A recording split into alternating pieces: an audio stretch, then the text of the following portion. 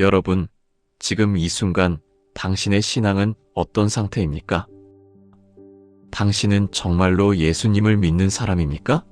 아니면 믿는다고 생각만 하는 사람입니까? 당신은 교회를 다닙니까? 아니면 하나님을 섬깁니까?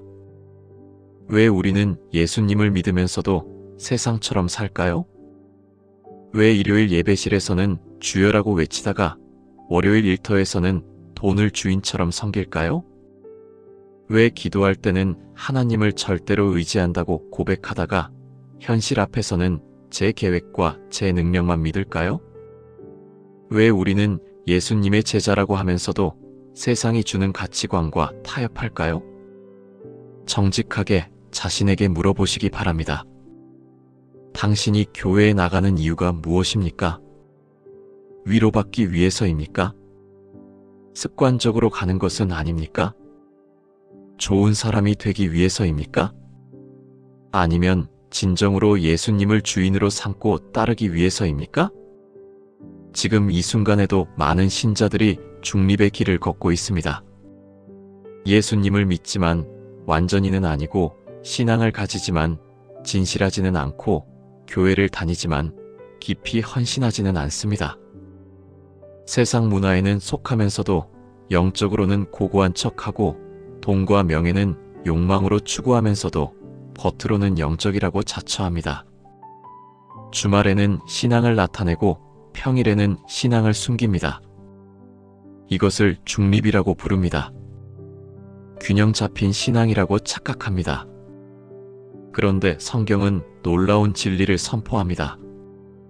복음 앞에 중립은 없다는 것입니다. 복음은 타협을 허락하지 않습니다. 복음은 어정쩡함을 용서하지 않습니다. 복음은 당신에게 명확한 선택을 요구합니다. 나를 따르든지 따르지 않든지 둘 중 하나다. 이것이 복음의 절대적 진리입니다. 그리고 더 놀라운 것은 이 진리 앞에서 우리는 절대 중립일 수 없다는 사실입니다.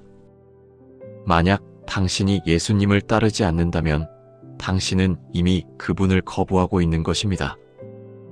침묵도 거부입니다. 미루는 것도 거부입니다. 타협도 거부입니다. 하나님의 말씀 앞에서 어떤 입장도 취하지 않겠다는 것, 그것이 가장 분명한 입장인 것입니다. 여러분, 우리가 지금 나누려는 진리가 얼마나 중요한지 아십니까? 이것은 단순한 영적 조언이 아닙니다. 이것은 영혼의 갈림길입니다. 천국과 지옥을 나누는 문제입니다. 구원과 멸망을 결정하는 핵심입니다.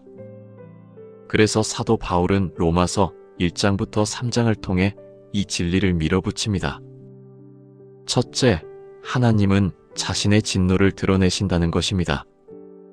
우리가 죄를 지었을 때 하나님은 침묵하지 않으십니다. 하나님은 방치하지 않으십니다. 하나님은 심판하십니다. 세상이 말하는 관대하신 하나님, 모든 것을 용서하시는 하나님은 거짓입니다. 하나님은 의로우신 분입니다. 의롭다는 것은 곧 죄를 보면 반드시 심판하신다는 뜻입니다. 둘째, 모든 인간이 그 심판의 대상이라는 것입니다. 유대인이든 이방인이든 남자든 여자든 높은 지위에 있든 낮은 지위에 있든 관계없이 모두가 죄 아래 있습니다. 의인은 없나니 하나도 없으며라는 말씀이 절대적 진리입니다. 당신도 나도 예외가 없습니다. 셋째, 이 죄와 심판의 현실 앞에 은혜가 주어진다는 것입니다. 하지만 그 은혜는 싸구려가 아닙니다. 예수 그리스도의 피로 말미암은 은혜입니다. 십자가의 대속으로만 주어지는 구원입니다. 그래서 중립은 불가능합니다. 당신이 그 십자가를 붙든다면 구원입니다. 당신이 그 십자가를 외면한다면 멸망입니다. 혹시 나는 지금 중립의 길을 걷고 있지는 않을까요? 혹시 나는 영혼으로는 예수님을 따른다면서 삶으로는 세상을 따르고 있지는 않을까요? 혹시 나는 하나님께 속했다고 고백하면서도 마음으로는 다른 신들을 섬기고 있지는 않을까요? 이런 질문들이 당신의 양심을 건드릴 것입니다. 그것이 성령의 사역입니다. 불편함이 당신을 바꾸는 첫 번째 신호입니다. 미지근함에 젖어있던 당신의 영혼이 깨어나는 순간입니다. 오늘 우리가 함께 살펴볼 로마서 1장부터 3장까지의 말씀은 당신을 흔들어 놓을 것입니다. 내가 이렇게 살았나? 하고 깨닫게 할 것입니다. 나는 정말 누구를 따르고 있나? 하고 묻게 할 것입니다. 내 신앙은 물뿐인가? 피가 있는가? 하고 성찰하게 할 것입니다. 그리고 그 성찰 속에서 당신은 새로운 선택의 순간을 맞이하게 될 것입니다. 진정한 회개의 순간입니다. 영적 부활의 시작입니다. 중립에서 나와 한쪽을 완전히 선택하는 순간입니다. 여러분, 준비되셨습니까? 당신의 신앙의 현주소를 정직하게 마주할 준비가 되셨습니까? 세상이 주는 거짓된 평안을 버리고 진정한 십자가의 길로 들어설 준비가 되셨습니까? 그렇다면 함께 이 여정을 시작하겠습니다. 지금부터 우리가 나누는 7가지는 단순한 설교가 아닙니다. 이것은 사도 바울이 로마 교회의 신자들에게 선포한 영원한 복음입니다. 2000년 전에도 변함없던 진리이고 오늘날에도 변함없는 진리이며 영원히 변하지 않을 진리입니다. 첫 번째부터는 당신이 피할 수 없는 현실, 죄와 심판에 대해 이야기합니다. 두 번째부터는 모든 입이 막혀야 하는 이유, 하나님의 의에 대해 말합니다. 그리고 마지막까지 우리가 도달하는 곳은 유일한 길, 그리스도를 통한 구원입니다. 이 진리 앞에 당신은 더 이상 중립을 유지할 수 없을 것입니다. 당신은 분명한 선택을 해야 합니다. 생명을 택하든지 죽음을 택하든지 축복을 택하든지 저주를 택하든지 예수님을 택하든지 당신 자신을 택하든지 그 선택의 순간이 오늘 당신에게 찾아올 것입니다. 그것이 성령께서 이 시간에 역사하실 은혜입니다. 그럼 첫 번째 주제부터 함께 시작하겠습니다. 여러분, 혹시 하나님의 진노에 대해 생각해 본 적이 있습니까? 많은 신자들이 하나님의 진노를 말하는 것을 불편해합니다. 하나님은 사랑이 아닌가? 하나님이 어떻게 진노하실 수 있는가? 진노한다는 것은 인간적인 감정 아닌가? 이런 질문들이 나옵니다. 하지만 성경은 분명합니다. 하나님은 사랑이실 뿐만 아니라 의로우신 분입니다. 그리고 그 의로움 때문에 반드시 진노하십니다. 로마서 1장 18절을 보십시오. 하나님의 진노가 불의를 행하는 모든 사람들의 위에 하늘로부터 드러난다. 이 말씀을 주목해서 보시기 바랍니다. 드러난다는 단어가 중요합니다. 헬라어 아포칼립토인데 이것은 밝혀지다, 나타나다, 드러나다는 뜻입니다. 하나님의 진노는 언젠가 미래에 드러나는 것이 아닙니다. 지금 이 순간에도 드러나고 있습니다. 하늘로부터라는 표현도 주목해 보십시오. 이것은 하나님의 진노가 초월적이고 절대적이라는 뜻입니다. 세상 누구도 그것을 막을 수 없고 피할 수 없으며 부인할 수 없다는 뜻입니다. 그렇다면 하나님의 진노는 무엇입니까? 많은 사람들이 착각합니다. 진노를 감정적인 분노로 생각합니다. 인간이 화풀이하듯 휘두르는 폭력적인 감정으로 생각합니다. 하지만 하나님의 진노는 그것이 아닙니다. 하나님의 진노는 거룩한 정의입니다. 하나님의 진노는 죄에 대한 절대적 거부입니다. 하나님의 진노는 악을 보고 반드시 심판하겠다는 거룩한 선언입니다. 만약 하나님이 죄를 보면서 진노하지 않으신다면? 만약 하나님이 악을 보면서 심판하지 않으신다면? 그렇다면 하나님은 의로우신 분이 아닙니다. 그렇다면 하나님은 선하신 분이 아닙니다. 한 부모가 자기 자녀를 학대하는 자를 봤는데 아무 감정도 느끼지 않는다면? 한 법관이 명백한 범죄를 봤는데 판결을 내리지 않는다면? 그렇다면 그 부모는 자녀를 사랑하지 않는 것이고 그 법관은 정의를 외면하는 것입니다. 하나님의 진노도 마찬가지입니다. 하나님이 죄를 보시고 진노하지 않으신다면 하나님은 의롭지 않으신 것입니다. 따라서 하나님의 진노는 하나님의 사랑과 모순되지 않습니다. 오히려 그것은 하나님의 의로움의 증거입니다. 하나님의 사랑의 증거입니다. 로마서 1장 19절부터 20절을 봅시다. 하나님을 알만한 것이 저희 속에 보였음에 하나님이 이를 보이셨느니라. 창세로부터 그의 보이지 아니하는 것들 곧 그의 영원하신 능력과 신성이 그 만드신 것들에 의하여 분명히 보여 알려졌나니. 이 말씀의 의미를 깊이 생각해 보십시오. 하나님은 모든 사람에게 자신을 알 기회를 주셨습니다. 창조 세계를 통해 하나님의 능력을 보게 하셨습니다. 양심을 통해 하나님의 뜻을 알게 하셨습니다. 하지만 사람들은 로마서 1장 21절입니다. 하나님을 알되 영화롭게도 아니하며 감사하지도 아니하고. 여기 알되라는 표현을 주목해 보십시오. 헬라어 기노스코인데 이것은 아는 것을 넘어 경험적으로 안다, 친밀하게 안다는 뜻입니다. 그들이 모르는 것이 아닙니다. 그들이 알면서도 거부한 것입니다. 영화롭게도 아니하며라는 것은 하나님을 존경하지 않겠다는 뜻입니다.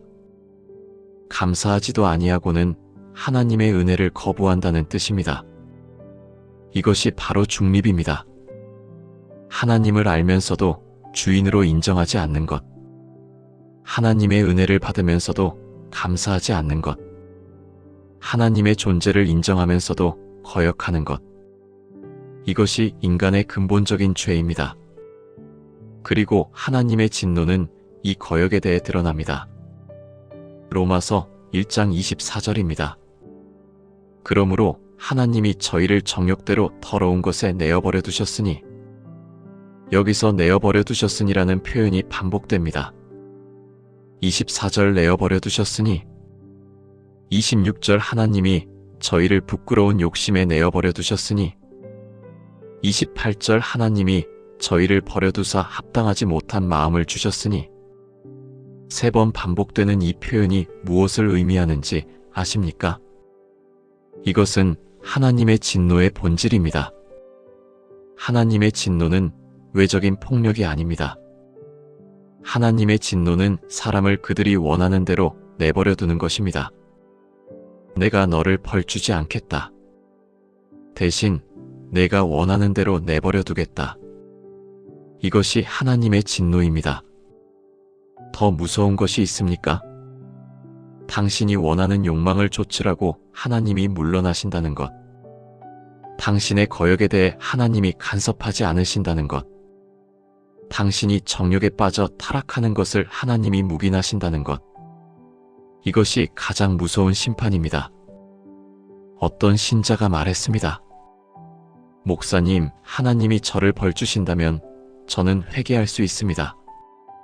하지만 하나님이 저를 그냥 내버려 두신다면 저는 계속 죄로 빠져들 것 같습니다. 맞습니다. 하나님의 진노 중 가장 무서운 것은 침묵입니다. 하나님의 심판 중 가장 큰 것은 버려두심입니다.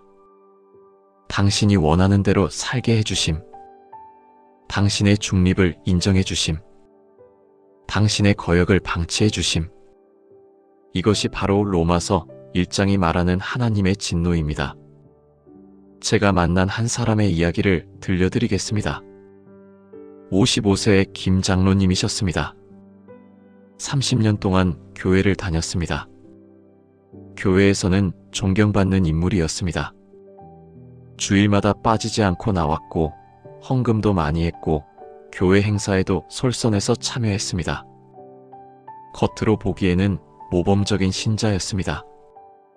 하지만 내면은 달랐습니다. 직장에서 그는 다른 사람이었습니다. 회계 담당자였는데 회사 돈을 좀 먹었습니다. 처음에는 작은 금액이었습니다. 이 정도면 들킬 리 없다. 그렇게 시작했습니다. 아무도 추궁하지 않았습니다. 더 담대해졌습니다. 금액을 늘렸습니다. 다시 아무것도 일어나지 않았습니다. 하나님도 모르시는 걸까? 나를 벌주지 않으시네. 이렇게 생각했습니다. 실제로 하나님이 모르지 않으셨습니다. 하나님이 벌주지 않으신 것이 아니라 그를 내버려 두신 것입니다. 그는 점점 담대해졌습니다. 회사 돈뿐 아니라 건설 프로젝트의 자금까지 횡령했습니다. 얼마나 많은 액수인지 스스로도 기억하지 못할 정도였습니다. 2년이 지났습니다. 3년이 지났습니다. 아무것도 드러나지 않았습니다. 그는 이렇게 생각했습니다. 내 신앙이 맞다. 행동이 중요한 게 아니라 마음이 중요하다. 나는 마음으로 하나님을 믿으니 괜찮다. 이것이 중립입니다. 신앙과 삶을 분리하는 것, 믿음과 행동을 나누는 것. 나는 영적으로는 하나님을 섬기고 있다. 현실은 현실이다. 이런 식으로 자신을 합리화했습니다. 동시에 가정은 무너지고 있었습니다. 아내는 그의 변화를 감지했습니다. 당신이 달라졌어. 물론입니다. 그는 거짓으로 가득했습니다. 거짓 수표를 써야 했고, 거짓 회계를 해야 했고, 아내에게도 거짓을 말해야 했습니다. 자녀들도 아버지를 신뢰하지 않게 되었습니다. 아빠, 진짜야? 작은 거짓에도 아이들이 묻기 시작했습니다. 그들은 무의식적으로 아버지의 중립을 감지했습니다.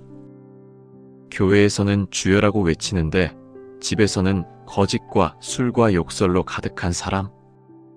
자녀들은 혼란스러웠습니다. 아빠는 누구인가? 진짜 신앙인인가? 그것이 바로 하나님의 진노였습니다. 하나님이 그를 벌주지 않으신 것. 대신 그의 거역을 그대로 진행하게 하신 것. 그가 원하는 대로 살게 하신 것. 그 결과 그의 영혼은 시들었고 그의 가정은 황폐해졌으며 그의 양심은 죽어갔습니다. 4년째 드디어 발각되었습니다. 검찰 고소, 구속, 재판. 회사에 엄청난 손해를 입혔고 동료들에게 의심의 눈초리를 받았고 회사를 잃었습니다. 그제야 그는 깨달았습니다. 내가 얼마나 어리석은가. 옥중에서 그는 눈물을 흘렸습니다. 더 정확히는 처음으로 진정한 눈물을 흘렸습니다. 그 눈물은 감정적 눈물이 아니었습니다. 영혼의 눈물이었습니다. 회개의 눈물이었습니다. 하나님, 제가 중립의 거짓말을 했습니다. 하나님, 제가 신앙과 삶을 나누는 위선을 했습니다. 하나님, 제가 하나님을 알면서도 영화롭게 하지 않고 감사하지 않았습니다. 이 모든 것이 제 죄입니다. 옥중에서 그는 성경을 읽었습니다.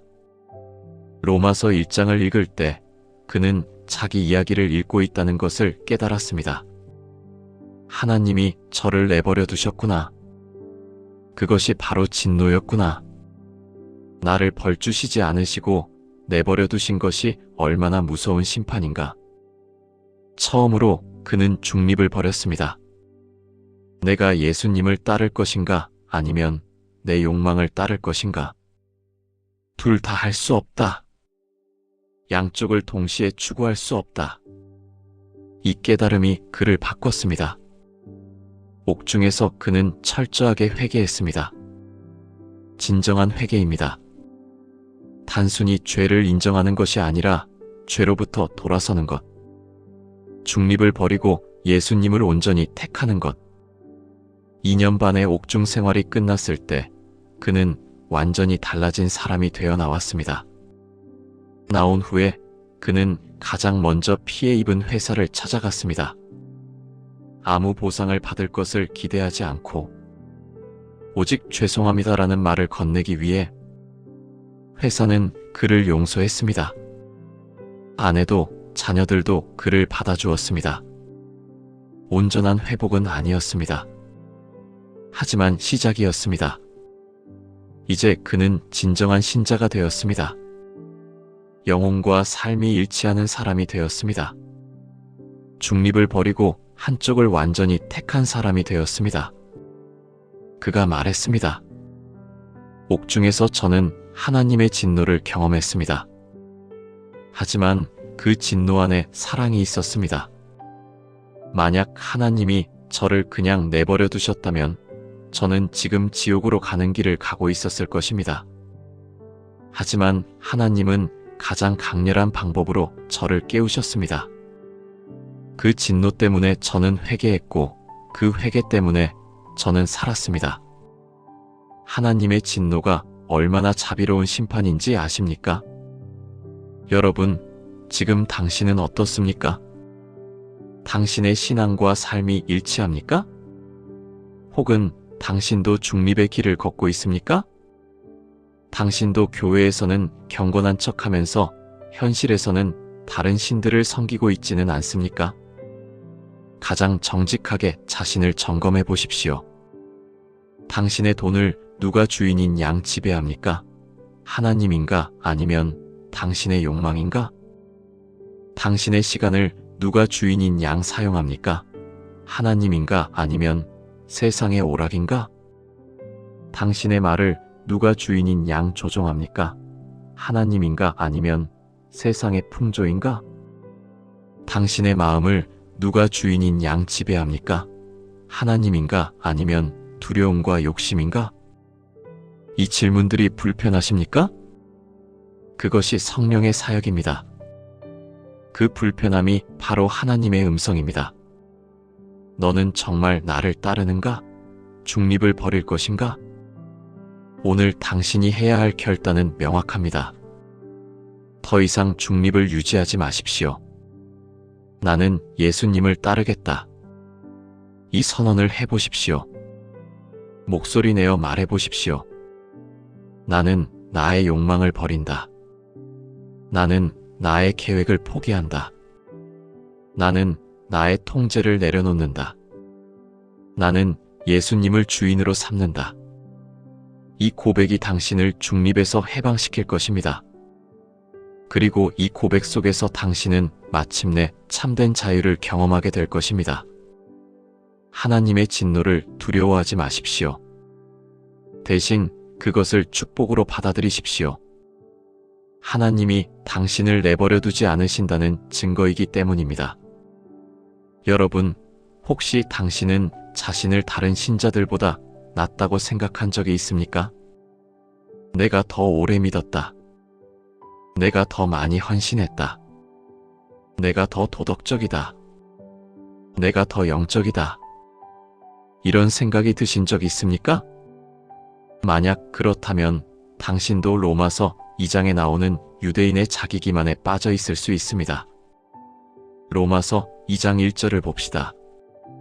그러므로 남을 판단하는 사람아, 물론 누구든지 너는 핑계할 수 없나니. 이 말씀이 누구에게 향하고 있는지 아십니까? 1장에서 바울이 이방인들의 죄를 지적한 후 이제 자신이 의롭다고 생각하는 사람에게 말합니다. 아마도 유대인들이었을 것입니다. 유대인들은 이렇게 생각했습니다.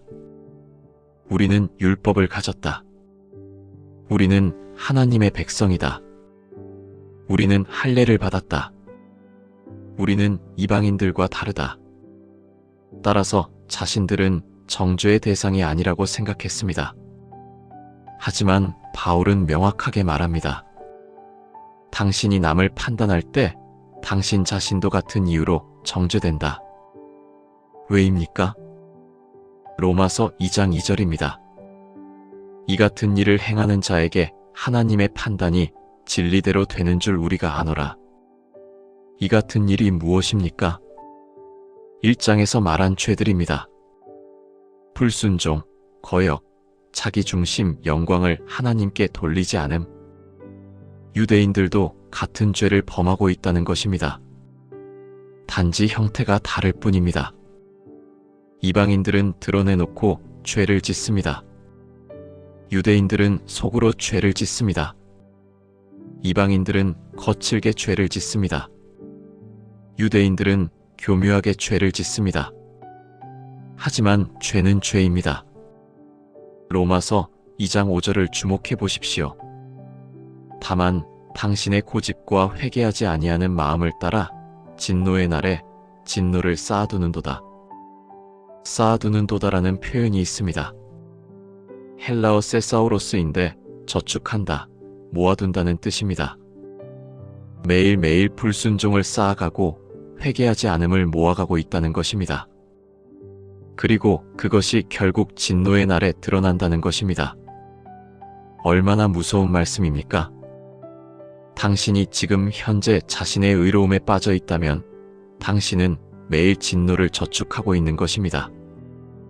이제 로마서 3장 9절을 봅시다. 그러면 어떠하냐? 우리는 낫지 못하니? 바울이 분명하게 말합니다. 유대인과 이방인의 차이는 없다. 모두가 같은 죄 아래 있다는 뜻입니다. 그리고 3장 10절 이후의 말씀들입니다. 기록된 바 의인은 없나니 하나도 없으며. 이것은 구약 시편의 말씀입니다. 깨닫는 자도 없고 하나님을 구하는 자도 없고 모두가 치우쳐서 함께 무익하게 되고 선을 행하는 자는 없나니 하나도 없도다. 이것이 하나님 앞에 절대적 진리입니다. 의인은 없습니다. 절대 없습니다. 당신도 나도 우리 모두 없습니다. 그리고 가장 중요한 말씀은 로마서 3장 19절입니다. 우리가 알거니와 물은 율법이 말하는 바는 율법 아래 있는 자들에게 말하는 것이니 모든 입이 막혀야 하고 모든 입이 막혀야 하고라는 표현을 깊이 생각해 보십시오. 이것은 무엇을 의미합니까? 당신이 하나님 앞에 설 때 당신은 자신을 정당화할 수 없다는 뜻입니다. 당신이 하나님의 판단 앞에 있을 때 당신은 변명할 수 없다는 뜻입니다. 당신이 할 수 있는 것은 침묵뿐입니다. 고개를 숙이고 입을 다무는 것뿐입니다. 왜냐하면 우리는 모두 정죄되었기 때문입니다. 이것이 복음 앞에서의 절대 평등입니다. 신부도 평신도도 없습니다. 오랫동안 믿은 자도 새로 믿은 자도 없습니다. 많이 헌신한 자도 적게 헌신한 자도 없습니다. 모두 똑같이 죄인이고 모두 똑같이 정죄되었으며 모두가 은혜 앞에 무릎을 꿇어야 합니다. 제가 만난 한 권사님의 이야기를 들려드리겠습니다. 58세의 이 권사님은 교회 교육위원장이셨습니다. 40년을 믿었습니다. 성경을 잘 알았습니다. 매주 성경 공부반을 이끌었고 새신자 양육을 담당했습니다. 사람들은 그분을 존경했습니다. 권사님처럼 신앙 좋은 사람은 없다. 교회에서는 이렇게 말했습니다. 하지만 가정은 달랐습니다. 남편과는 20년 동안 말을 거의 하지 않고 지냈습니다. 저 사람은 신앙이 없다. 권사님은 남편을 경멸했습니다. 자녀들에게도 엄격했습니다. 엄마처럼 신앙이 좋아야 한다. 자녀들은 그 압박에서 벗어나고 싶었습니다. 큰딸은 대학교에 들어가면서 교회를 그만두었습니다. 권사님은 충격을 받았습니다. 어떻게 내 딸이 불신자가 될 수 있는가? 그녀는 딸을 강하게 책망했습니다.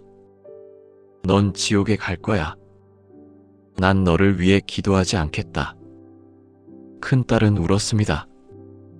엄마와 단절했습니다. 권사님은 더 신앙에 빠져들었습니다. 내가 더 기도해야겠다. 내가 더 헌신해야겠다.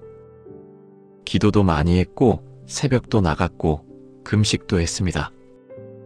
하지만 가정은 더 무너졌습니다. 남편은 술에 빠졌고 큰딸은 3년 동안 엄마를 봉사하지 않았고 막내 아들도 엄마를 피하기 시작했습니다. 엄마는 나한테 사랑 대신 판단만 한다. 막내는 이렇게 말했습니다. 권사님은 자신의 신앙이 잘못되었다는 생각을 하지 않았습니다. 대신 이렇게 생각했습니다. 내 가족이 영적이지 못하다. 내가 할 수 있는 것은 기도뿐이다. 하나님이 그들을 변화시키실 것이다. 5년이 지났습니다. 그 5년 동안 큰딸은 다른 종교에 입문했습니다. 불교 신앙에 빠져들었습니다. 권사님은 최고로 절망했습니다. 내 딸이 불신자를 넘어 이단에 빠졌다. 나는 완전히 실패한 신앙인이다. 아이러니합니다. 그녀는 자신의 실패를 인정했지만 그것을 잘못된 신앙 때문이라고 생각하지는 않았습니다. 내가 노력이 부족했나 보다. 이것이 자기 기만의 극치입니다. 그러던 어느 날 새로 부임한 목사님이 그녀를 찾아가셨습니다. 목사님은 로마서 3장을 읽어주셨습니다. 의인은 없나니 하나도 없으며 모든 입이 막혀야 하고, 그리고 말씀했습니다. 권사님, 당신은 당신의 자녀들을 판단할 자리에 있지 않습니다. 당신도 죄인입니다.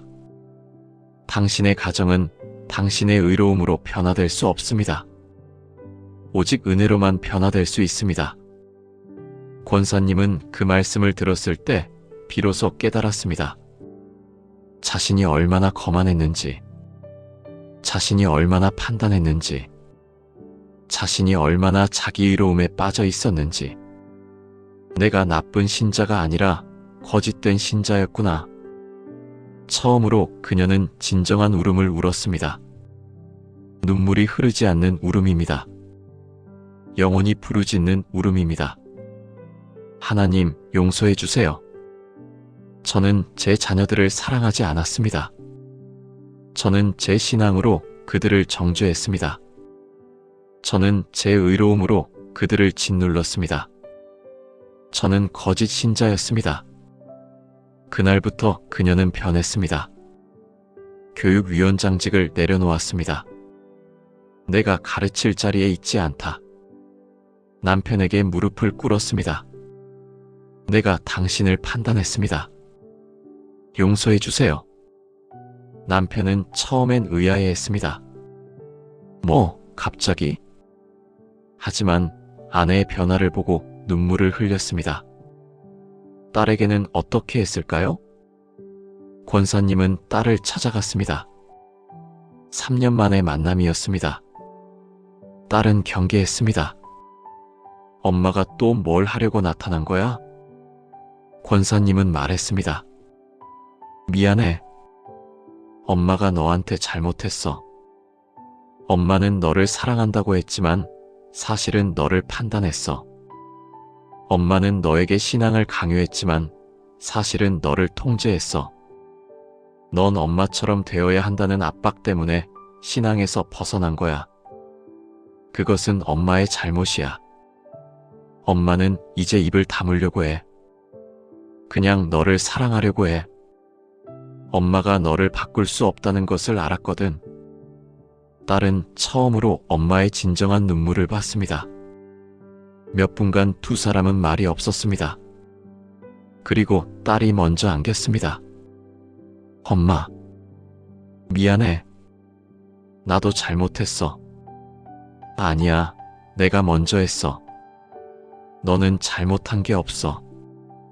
그 일 이후 관계는 완전히 회복되지는 않았습니다.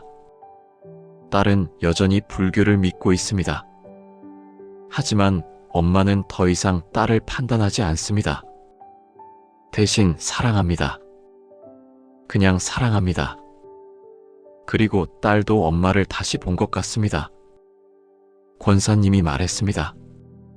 제가 자기 의로움을 내려놓았을 때 가장 먼저 경험한 것은 자유였어요. 내 자녀들을 바꿔야 한다는 부담이 없어졌거든요. 내가 할 수 있는 것은 기도와 사랑뿐이라는 것을 깨달았어요. 그리고 역설적이게도 그때부터 가족들이 달라지기 시작했어요.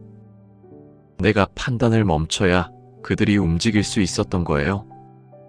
내가 입을 다물어야 그들이 들을 수 있었던 거예요. 이것이 모든 입이 막혀야 한다는 말씀의 의미입니다. 자신의 의로움으로 다른 사람을 판단하지 마십시오. 자신의 기준으로 다른 사람을 정죄하지 마십시오. 자신의 신앙으로 다른 사람을 통제하지 마십시오. 하나님 앞에 당신도 그들도 모두 같은 죄인입니다. 모두 같은 은혜가 필요합니다. 모두 같은 십자가를 바라봐야 합니다. 여러분, 당신은 혹시 누군가를 판단하고 있지는 않습니까? 혹시 당신의 신앙 기준으로 다른 신자를 정죄하고 있지는 않습니까? 혹시 당신의 영적 우월성으로 누군가를 짓눌러 있지는 않습니까? 가장 가까운 사람은 누구입니까? 당신의 배우자입니까? 당신의 자녀입니까? 당신의 가족입니까? 만약 그들이 당신을 피한다면? 만약 그들이 당신의 말을 듣지 않는다면? 그것은 당신의 신앙이 부족해서가 아닐 수 있습니다. 오히려 당신의 신앙으로 그들을 짓눌렀기 때문일 수 있습니다. 오늘 당신이 해야 할 일은 간단합니다. 당신의 입을 다무십시오. 당신의 판단을 멈추십시오. 당신의 의로움을 내려놓으십시오. 나는 그들을 바꿀 수 없다. 오직 하나님만이 변화시킬 수 있다. 이 고백이 당신을 자유롭게 할 것입니다. 그리고 그 자유 속에서 당신은 비로소 진정한 사랑을 할 수 있게 될 것입니다. 당신의 자녀에게 가서 이렇게 말해 보십시오. 내가 너를 판단했다. 미안하다. 넌 내 기준이 될 필요가 없다. 그냥 너 자신이 되어라. 나는 너를 사랑한다. 그것뿐이다. 당신의 배우자에게 가서 이렇게 말해 보십시오. 내가 너를 통제하려 했다. 미안하다. 나는 완벽하지 않다. 우리 함께 무릎을 꿇고 은혜를 구하자. 당신의 교회 형제자매에게 가서 이렇게 말해 보십시오. 내가 너를 판단했다. 미안하다. 우리는 모두 같은 죄인이고 모두 같은 은혜가 필요하다. 이 말들이 당신을 중립에서 해방시킬 것입니다. 그리고 이것이 복음의 진정한 의미입니다. 모두가 같은 높이에서, 모두가 같은 은혜 앞에서, 모두가 같은 사랑으로 연결되는 것. 당신의 입을 다무는 순간 복음이 말해지기 시작합니다. 여러분, 혹시 당신은 지금도 계속 무언가를 해야 한다는 강박감을 느끼고 있지는 않습니까? 내가 더 기도해야 한다. 내가 더 헌신해야 한다. 내가 더 선해야 한다. 내가 더 노력해야 한다.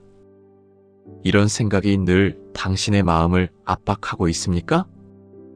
만약 그렇다면 당신은 여전히 율법 아래 있는 것입니다. 당신은 여전히 자신의 행위로 하나님의 기쁨을 얻을 수 있다고 생각하는 것입니다.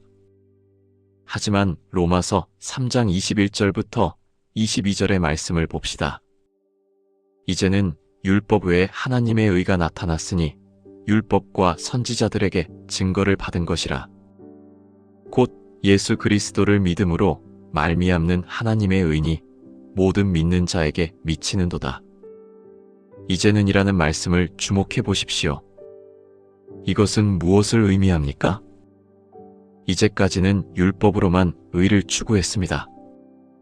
행위로 선을 이루려 했습니다. 자신의 노력으로 하나님을 기쁘게 하려 했습니다. 하지만 그것은 불가능했습니다. 왜냐하면 모든 입이 막혀야 할 정도로 우리는 죄인이기 때문입니다.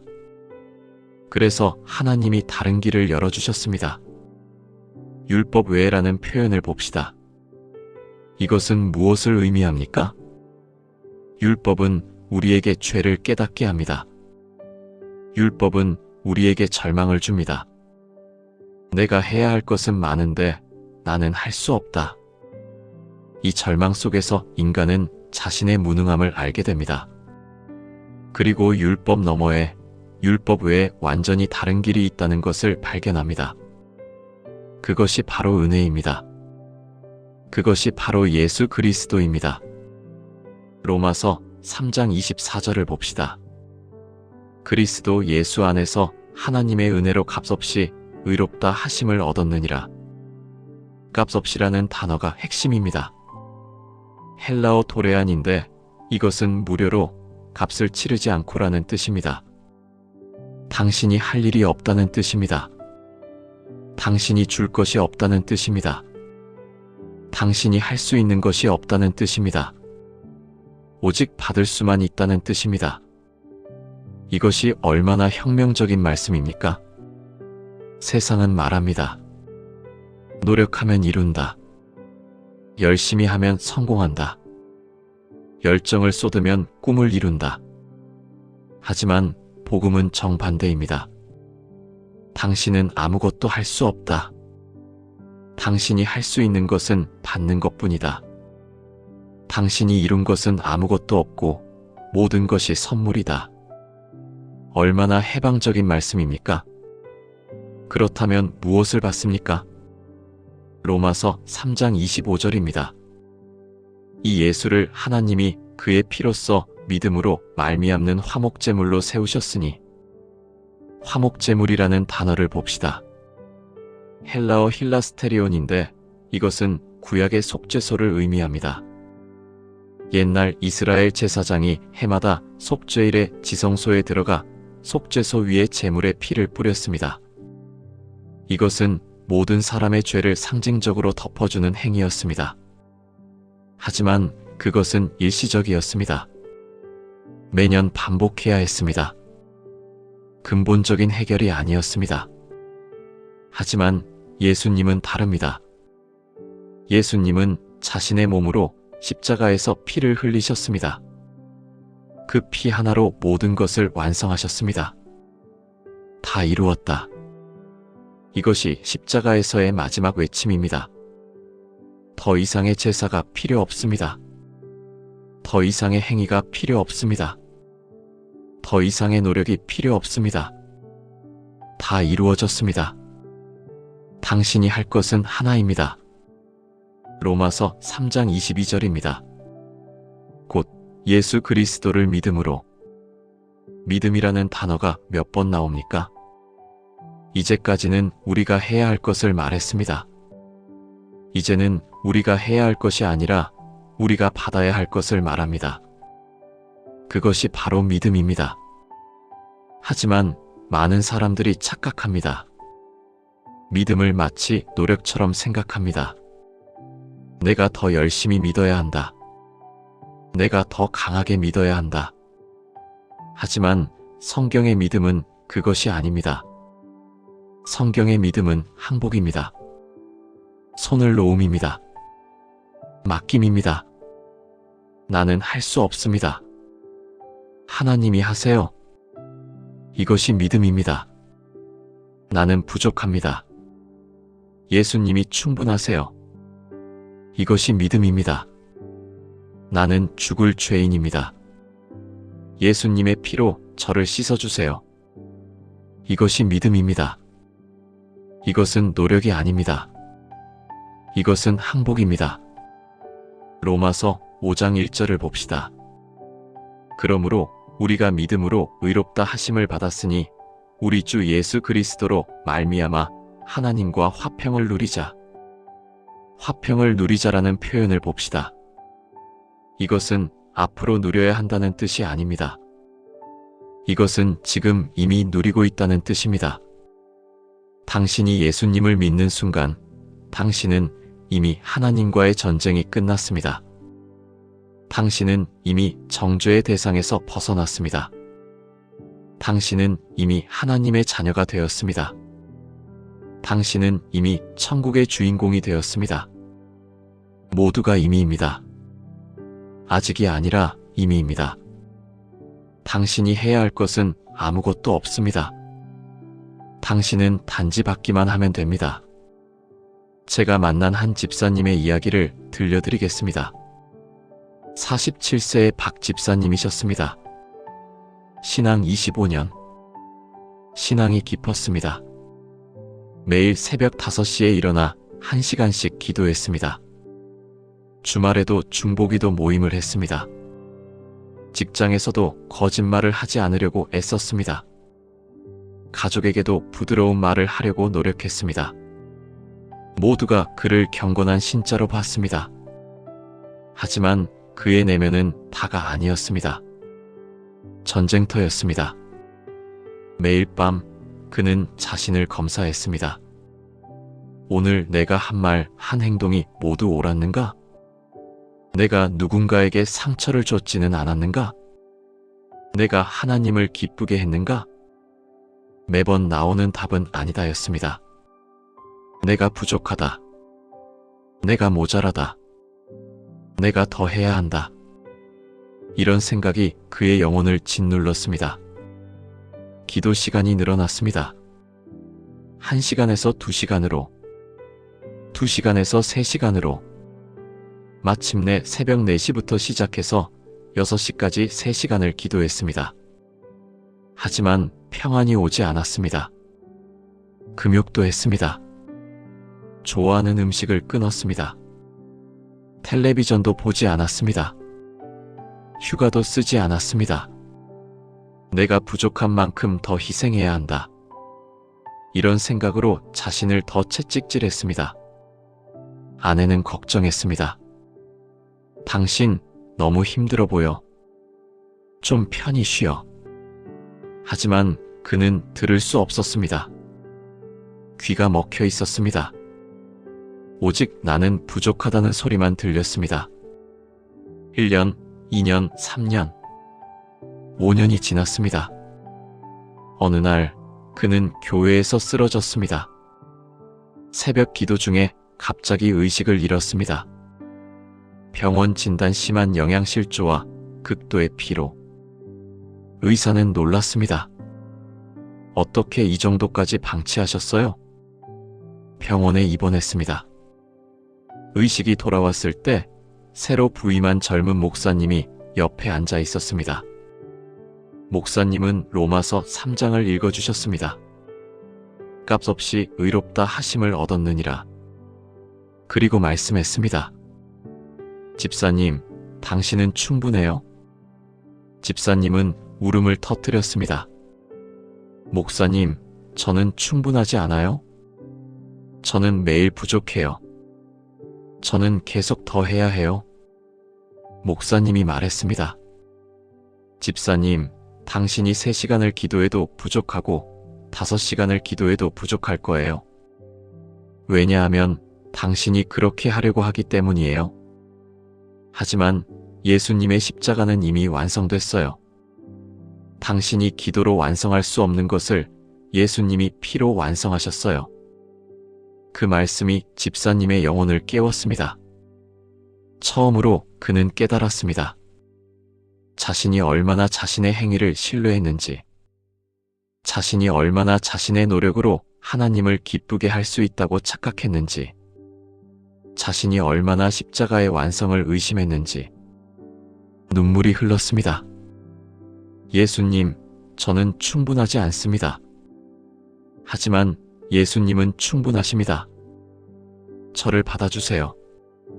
저는 더 이상 제 행위로 당신을 기쁘게 하려 하지 않겠습니다. 저는 당신의 십자가를 믿겠습니다. 그날부터 그는 변했습니다. 기도 시간을 정상으로 돌렸습니다. 금욕을 풀었습니다. 텔레비전도 봤고 휴가도 썼습니다. 하지만 가장 큰 변화는 마음의 평안이었습니다. 더 해야 한다는 강박이 사라졌습니다. 충분하지 않다는 죄책감이 사라졌습니다. 대신 이미 충분하다는 평안이 찾아왔습니다. 예수님의 십자가로 모든 것이 완성됐다는 확신이 찾아왔습니다. 그가 말했습니다. 제가 병원에 입원했을 때 저는 이렇게 생각했어요. 하나님이 저를 병들게 하셔서 멈추게 하셨구나. 왜냐하면 저는 멈출 수 없었거든요. 저는 계속 해야 한다는 강박에 빠져 있었거든요. 하지만 거기서 하나님은 제게 가장 아름다운 말씀을 주셨어요. 충분하다는 말씀을요. 저는 충분합니다. 예수님의 십자가 때문에요. 지금 저는 기도도 적게 하고 금욕도 하지 않지만 예수님을 더 깊이 만나고 있어요. 왜냐하면 이제는 내가 해야 한다는 강박이 아니라 예수님이 하셨다는 감사로 살고 있거든요. 이것이 은혜의 의미입니다. 더 이상 당신이 무엇을 해야 한다는 법칙이 아닙니다. 예수님이 이미 무엇을 하셨다는 선물입니다. 더 이상 당신의 행위를 재는 저울이 아닙니다. 예수님의 십자가로 모든 것이 결정된 것입니다. 여러분, 당신은 지금도 계속 해야 한다는 강박에 시달리고 있습니까? 내가 더 기도해야 한다. 내가 더 헌금해야 한다. 내가 더 봉사해야 한다. 내가 더 거룩해야 한다. 이 모든 생각들이 당신의 영혼을 짓누르고 있습니까? 그렇다면 당신은 아직 은혜를 모르는 것입니다. 당신은 아직 율법 아래 있는 것입니다. 당신은 아직 자신의 행위로 하나님을 기쁘게 하려는 착각에서 벗어나지 못한 것입니다. 오늘 당신이 해야 할 일은 간단합니다. 손을 놓으십시오.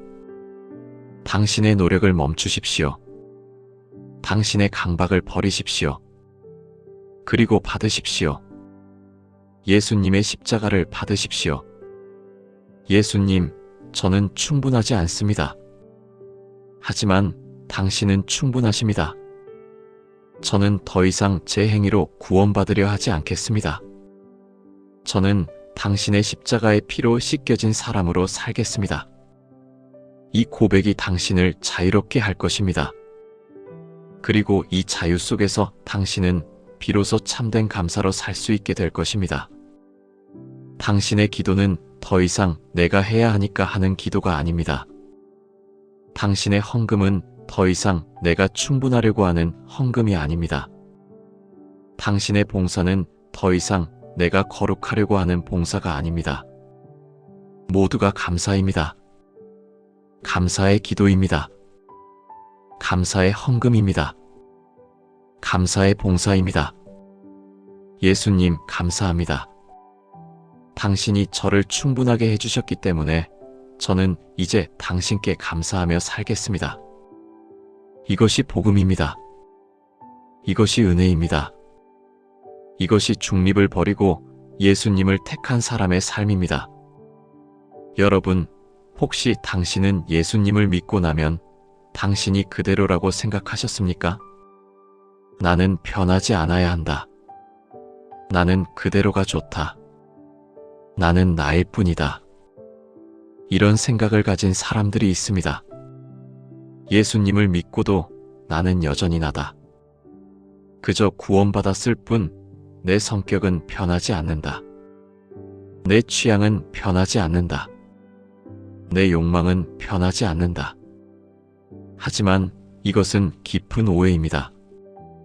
예수님을 믿는다는 것은 당신의 정체성이 완전히 바뀐다는 뜻입니다. 로마서 6장 1절부터 3절을 봅시다. 그러면 우리가 무슨 말을 하겠느냐? 은혜를 더하게 하려고 죄에 거하겠느냐?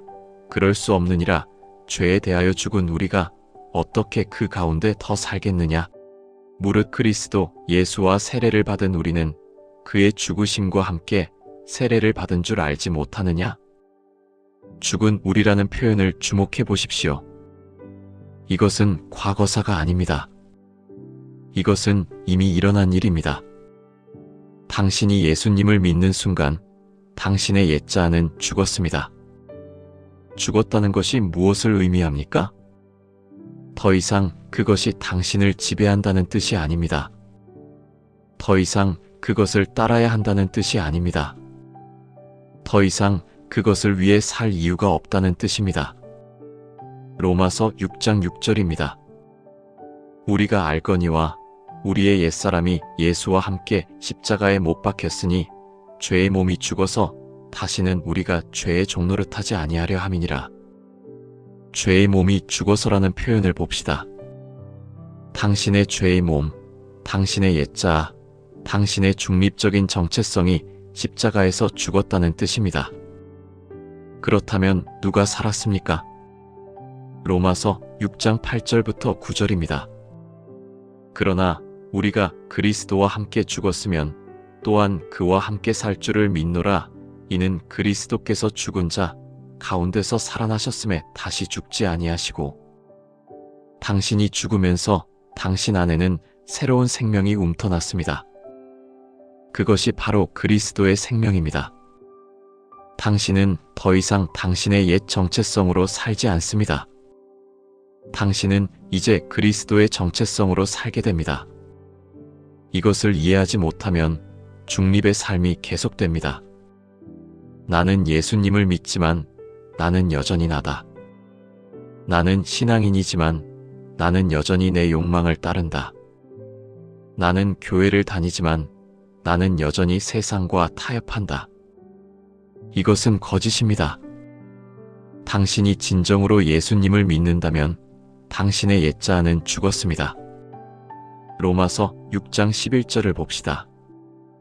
이와 같이 너희도 자신을 죄에 대하여는 죽은 자로 그리스도 예수 안에서 하나님에 대하여는 산 자로 여길지어다. 여길지어다라는 표현이 있습니다. 헬라어 로기조마이인데 이것은 계산하다, 생각하다, 확정하다는 뜻입니다.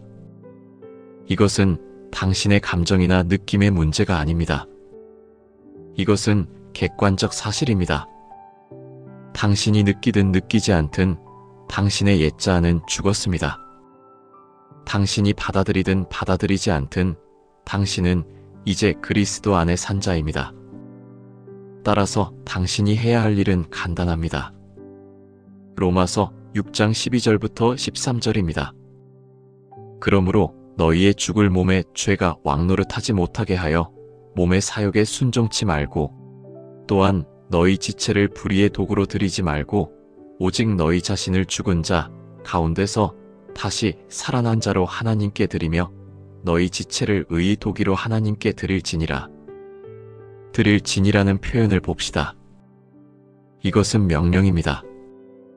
당신의 옛자가 죽었다는 것을 알았으니 이제 당신의 새로운 정체성으로 살아야 한다는 뜻입니다. 당신은 더 이상 죄의 종으로 살 수 없습니다. 당신은 더 이상 욕망의 노예로 살 수 없습니다. 당신은 더 이상 중립의 길을 걸을 수 없습니다. 당신은 오직 의의 종으로만 살 수 있습니다. 왜냐하면 당신의 정체성이 바뀌었기 때문입니다. 제가 만난 한 청년의 이야기를 들려드리겠습니다. 28세의 이 청년은 직장 동료들 사이에서 악명이 높았습니다. 술 문화의 중심에 있었습니다. 매주 금요일 밤 그는 동료들을 이끌고 술집으로 나갔습니다. 술도 잘했고 농담도 잘했고 분위기를 주도하곤 했습니다. 하지만 술에 취하면 성격이 180도 바뀌었습니다. 욕설이 나왔고 이성을 잃었고 심지어 폭력을 행사한 적도 있었습니다.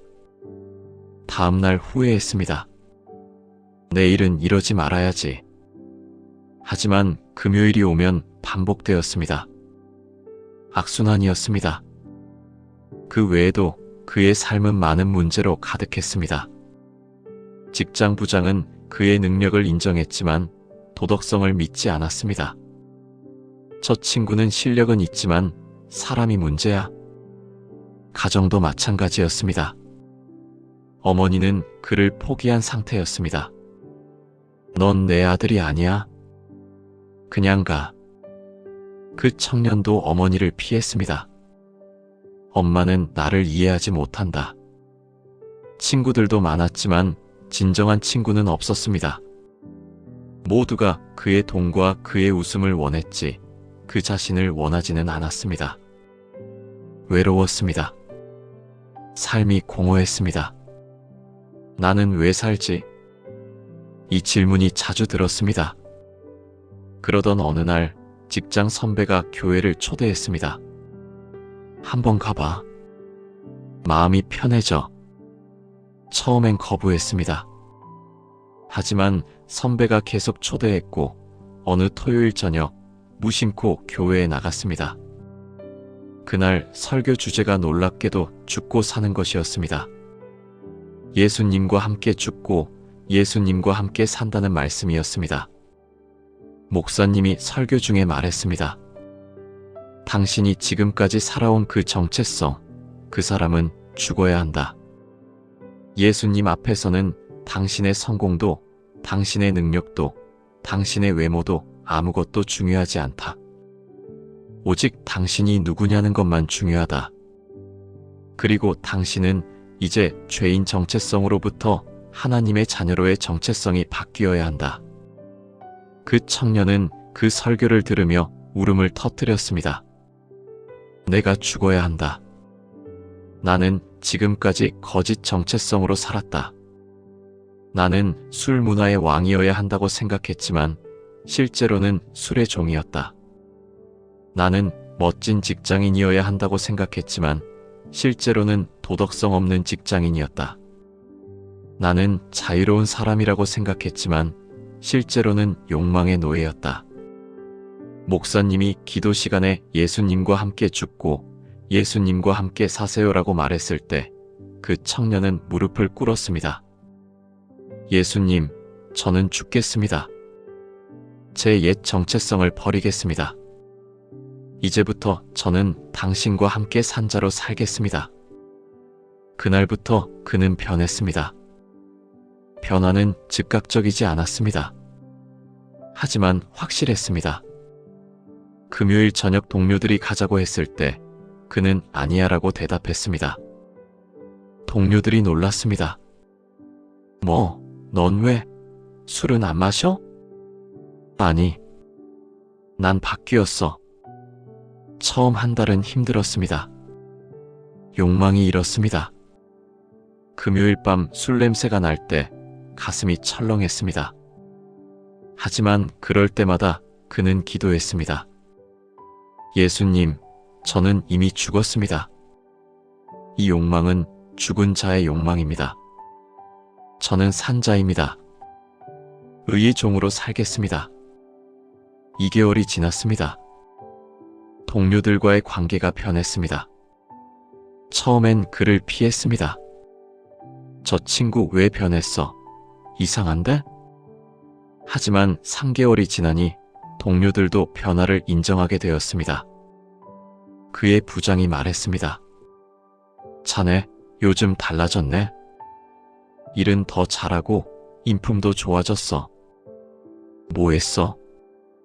그 청년이 대답했습니다. 저는 예수님을 만났습니다. 가장 큰 변화는 가정이었습니다. 6개월 후 그는 어머니를 찾아갔습니다.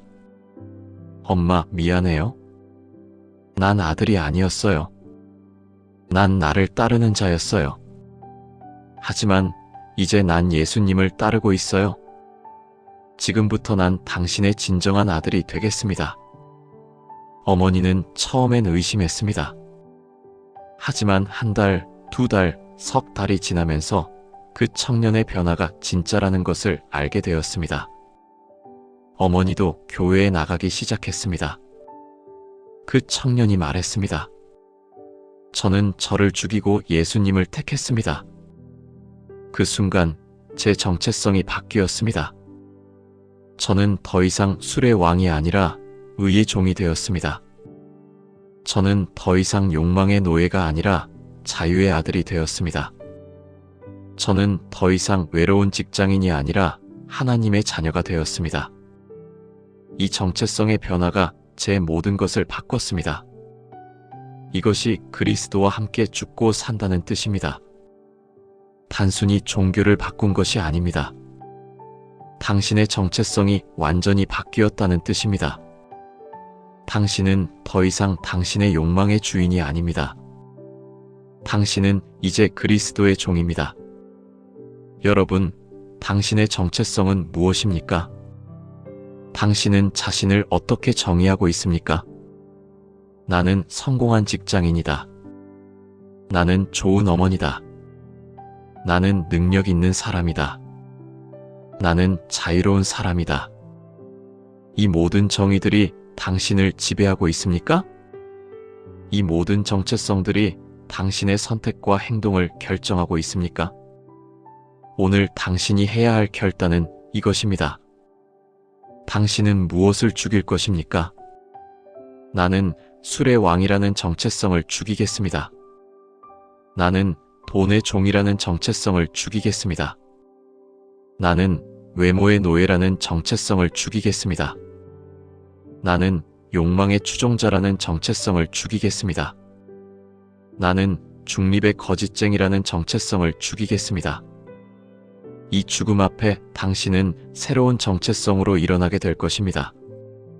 나는 그리스도의 종이다. 나는 의의 독이다. 나는 하나님의 자녀다. 나는 자유의 아들이다. 나는 진정한 신자다. 이 정체성의 변화가 당신의 모든 것을 바꿀 것입니다. 당신의 시간 사용이 바뀔 것입니다. 당신의 돈 사용이 바뀔 것입니다. 당신의 말과 행동이 바뀔 것입니다. 당신의 관계가 바뀔 것입니다. 당신의 삶의 목표가 바뀔 것입니다. 모두가 당신의 정체성의 변화에서 나옵니다. 따라서 오늘 당신의 옛 정체성을 십자가에 못 박으십시오. 나는 죽었습니다. 더 이상 나는 아닙니다. 오직 그리스도께서 내 안에 사십니다. 이 고백이 당신을 중립에서 해방시킬 것입니다. 그리고 이 고백 속에서 당신은 진정한 자유와 진정한 정체성을 발견하게 될 것입니다. 여러분, 혹시 당신은 신앙생활이 처음엔 잘했는데 점점 어려워진다고 느끼신 적이 있습니까? 처음엔 정말 좋았다. 예수님이 너무 사랑스러웠고 신앙도 뜨거웠고 교회도 즐거웠다. 하지만 6개월, 1년이 지나니 다시 옛 욕망이 올라온다. 술도 생각나고 도박도 하고 싶고 세상 사람들처럼 살고 싶다. 왜 나는 자꾸만 중립으로 돌아가려고 할까? 이것은 약함이 아닙니다. 이것은 자연스러운 일입니다. 왜냐하면 당신 안에는 두 개의 성질이 있기 때문입니다. 육신의 성질과 영의 성질이. 로마서 7장 15절부터 19절을 봅시다. 내가 행하는 것을 내가 알지 못하노니 곧 나는 원하는 바를 행하지 아니하고 도리어 미워하는 바를 행하노라. 사도 바울도 같은 고민을 했습니다. 나는 좋은 것을 하고 싶은데 나는 나쁜 것을 한다. 나는 거룩해지고 싶은데 나는 죄를 짓는다. 나는 예수님을 따르고 싶은데 내 육신은 딴 길을 간다. 얼마나 정직한 고백입니까? 많은 신자들이 이것을 숨깁니다. 나는 완벽하게 변했다. 나는 더 이상 죄를 짓지 않는다. 하지만 이것은 거짓입니다. 바울은 더 깊이 들어갑니다. 로마서 7장 23절입니다. 내 속사람으로는 하나님의 법을 즐겨하되 내 지체 속에서 다른 법이 나와서 내 마음의 법과 싸워 내 지체 속에 있는 죄의 법 아래로 나를 사로잡아 오는도다. 싸워라는 단어를 봅시다. 이것은 전쟁입니다. 당신의 영은 하나님의 법을 원합니다. 하지만 당신의 육신은 다른 법을 따릅니다. 이것이 바로 전쟁입니다. 그리고 이 전쟁은 당신이 살아있는 동안 계속됩니다. 로마서 7장 24절입니다. 오호라 나는 공고한 사람이로다. 이 사망의 몸에서 누가 나를 건져내겠느냐? 이것은 절망의 외침입니다. 나는 도움이 필요하다. 나는 혼자서 이 싸움을 이길 수 없다. 누가 나를 건져내겠는가? 그리고 바로 다음 절 로마서 7장 25절입니다. 우리 주 예수 그리스도로 말미암아 하나님께 감사하노라. 절망이 감사로 바뀝니다. 왜입니까? 로마서 8장 1절과 2절입니다. 그러므로 이제 그리스도 예수 안에 있는 자에게는 결코 정죄함이 없나니 이는 그리스도 예수 안에서 생명의 영의 법이 죄와 사망의 법에서 너를 해방하였음이라. 결코 정죄함이 없나니라는 말씀을 주목해 보십시오. 당신이 전쟁 중에 때때로 패할 수 있습니다. 당신이 욕망에 이겨지고 죄를 지을 수 있습니다. 하지만 그 순간에도 당신은 정죄 아래 있지 않습니다. 왜냐하면 그리스도께서 이미 모든 죄의 정죄를 당하셨기 때문입니다. 그래서 당신이 필요한 것은 완벽함이 아닙니다. 당신이 필요한 것은 생명의 영의 법입니다. 로마서 8장 5절부터 6절을 봅시다. 육신을 따르는 자들은 육신의 것을 생각하고 영을 따르는 자들은 영의 것을 생각하나니 육신의 생각은 사망이요 영의 생각은 생명과 평강이니라. 여기 중요한 말씀이 있습니다. 생각한다입니다. 당신의 의식의 초점이 어디에 있느냐가 당신의 삶을 결정합니다. 당신이 육신의 것을 생각하면 당신은 육신을 따릅니다. 당신이 영의 것을 생각하면 당신은 영을 따릅니다. 이것이 매 순간의 선택입니다. 아침에 일어났을 때 당신은 선택합니다. 오늘 나는 무엇을 생각하며 살 것인가? 직장에 갔을 때 당신은 선택합니다. 나는 동료를 욕망으로 볼 것인가? 사랑으로 볼 것인가? 유혹이 왔을 때 당신은 선택합니다. 나는 욕망에 항복할 것인가? 영에 항복할 것인가? 로마서 8장 13절입니다. 너희가 육신으로 살면 죽을 것이요 영으로 몸의 악행을 죽이면 살리니. 죽이면이라는 표현이 있습니다. 이것은 매일의 행동입니다. 당신이 매일 매순간 악행을 죽여야 한다는 뜻입니다. 한 번 죽이고 끝나는 것이 아닙니다. 계속 죽여야 합니다. 로마서 8장 26절과 27절을 봅시다. 이와 같이 성령도 우리의 약한 것을 도우시나니 우리는 마땅히 기도할 바를 알지 못하나 오직 성령이 말할 수 없는 탄식으로 우리를 위하여 간구하시느니라. 마음을 살피시는 이가 성령의 생각을 아시나니 이는 성령이 하나님의 뜻대로 SAINTS를 위하여 간구함이니라. 도우시나니라는 말씀을 봅시다. 당신이 혼자가 아닙니다. 성령께서 당신을 돕고 계십니다. 당신이 싸움에서 지칠 때 성령께서 중보기도를 하십니다. 당신이 기도할 말을 모를 때 성령께서 말할 수 없는 탄식으로 기도하십니다. 당신이 약할 때 성령께서 강하십니다. 제가 만난 한 자매의 이야기를 들려드리겠습니다. 42세의 이 자매는 신앙 15년, 신앙이 깊었습니다. 특히 중보기도를 많이 했습니다. 매일 1시간씩 중보기도를 했고 주말에는 3시간씩 기도했습니다. 기도의 삶으로 유명했습니다. 하지만 그녀도 싸움이 있었습니다. 직장의 동료, 특히 한 후배 때문이었습니다. 그 후배는 매우 건방졌습니다. 자신의 능력을 자랑했고 다른 사람들을 무시했습니다. 그리고 그 대상이 자주 이 자매였습니다. 언니, 당신은 왜 이 정도 일도 못해? 언니, 요즘 정신없나 봐. 이 자매는 매번 상처를 받았습니다. 내가 왜 저 아이를 미워해야 할까? 그 아이도 예수님의 자녀인데. 밤마다 그녀는 기도했습니다. 주님, 저는 저 아이를 용서하려고 했지만 못하겠습니다. 제가 자꾸만 미워하고 판단합니다. 기도가 늘어났습니다. 더 이상 1시간이 아니라 2시간, 3시간을 기도하기 시작했습니다. 주님, 제 마음을 바꿔주세요. 하지만 변화가 없었습니다. 그 후배를 만날 때마다 마음이 불편했습니다. 이상하다.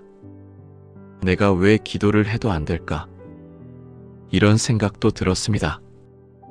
혹시 내 신앙이 부족한 걸까? 그러던 어느 날 교회 상담가가 그녀에게 말했습니다. 자매님, 기도도 좋지만 행동도 필요합니다. 이 자매가 물었습니다. 행동이요? 상담가가 말했습니다. 당신이 저 후배를 용서하려면 기도도 해야 하지만 일상 속에서 계속 선택해야 합니다. 그 아이를 만날 때 미워하려는 생각이 올 때 당신은 그 생각을 버리고 다시 사랑으로 선택해야 합니다. 한 번이 아니라 계속해서요. 이 자매는 깨달았습니다. 아, 나는 기도로 모든 것을 해결하려고 했구나.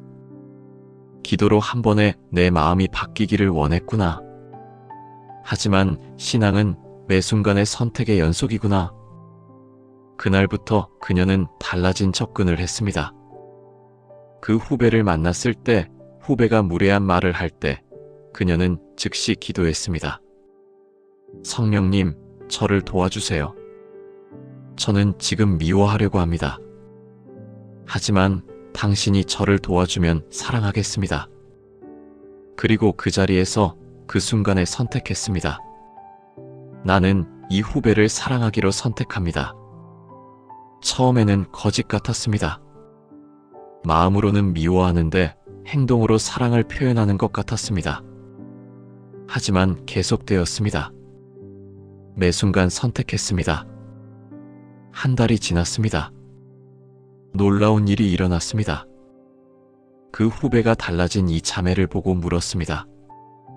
언니, 당신이 자꾸만 저한테 친절하네. 왜 그래요? 이 자매가 대답했습니다. 너는 예수님의 자녀이고 나도 예수님의 자녀이기 때문이야. 그래서 사랑해. 그 후배는 처음으로 생각했습니다. 이 언니가 진정한 신자구나. 3개월이 지났을 때 그 후배가 교회에 나갔습니다. 어떻게 된 일이라고 생각합니까? 이 자매가 기도를 더 많이 했기 때문일까요? 아닙니다. 이 자매가 매 순간 사랑을 선택했기 때문입니다. 행동이 마음을 만들었습니다. 선택이 관계를 만들었습니다. 매 순간의 결단이 영혼을 변화시켰습니다. 이 자매가 말했습니다. 저는 처음에 기도로 모든 것을 하려고 했습니다.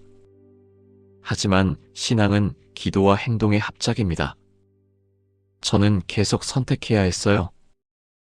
미워하려는 순간마다 사랑으로 선택하고, 판단하려는 순간마다 용서로 선택하고, 도망치려는 순간마다 맞서기로 선택했어요. 그 선택들의 누적이 저를 만들었어요. 이것이 바로 영으로 몸의 악행을 죽이는 것입니다. 여러분, 당신은 지금 어떤 싸움을 하고 있습니까? 누군가를 미워하는 것과 사랑하는 것 사이에서 싸우고 있습니까? 술을 마시려는 욕망과 절제하려는 의지 사이에서 싸우고 있습니까? 거짓말을 하려는 유혹과 진실을 말하려는 소망 사이에서 싸우고 있습니까? 이 모든 싸움이 당신을 약하다고 느끼게 할까요? 아닙니다. 이것은 정상입니다. 이것이 신앙의 현실입니다. 그리고 이 싸움 속에서 당신이 해야 할 일은 계속 선택하는 것입니다. 한 번 기도했으니 끝이 아닙니다. 한 번 회개했으니 이제 괜찮아가 아닙니다.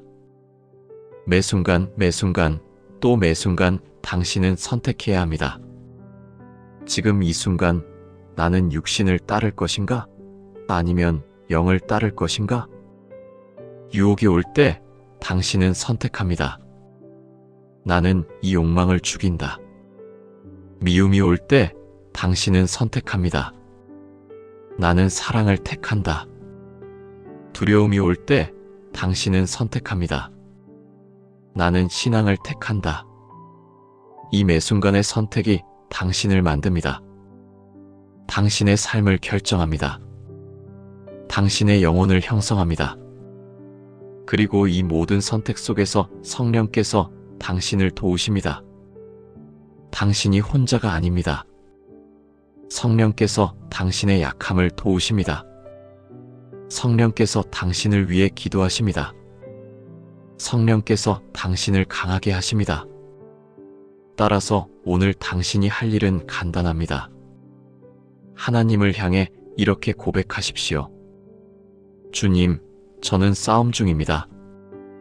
저는 약합니다. 제 육신은 제 영과 싸우고 있습니다. 하지만 저는 포기하지 않겠습니다. 매 순간 나는 당신을 택하겠습니다. 나는 영을 택하겠습니다. 성령님, 저를 도와주세요. 이 고백이 당신을 중립에서 해방시킬 것입니다. 당신은 더 이상 둘 다 하려는 사람이 아닙니다. 당신은 매 순간 하나를 선택하는 사람이 됩니다. 그리고 그 선택이 당신을 진정한 신자로 만들 것입니다. 여러분, 혹시 당신은 지금도 여전히 불안합니까? 내가 정말 중립에서 벗어났을까? 내가 정말 예수님을 온전히 택했을까? 내가 이 신앙을 지켜낼 수 있을까? 혹시 다시 원래대로 돌아가지는 않을까? 이런 불안감이 당신을 따라다닙니까? 만약 그렇다면 당신은 아직도 자신의 힘으로 신앙을 지키려고 하는 것입니다. 당신은 아직도 자신의 의지력을 믿고 있는 것입니다. 하지만 성경은 분명하게 선포합니다. 로마서 8장 31절부터 39절을 봅시다.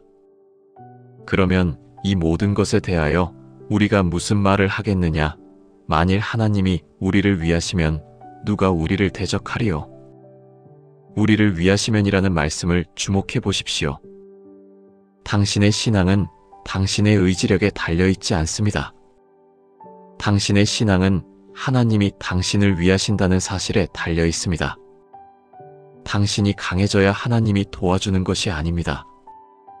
하나님이 먼저 도와주신다는 뜻입니다.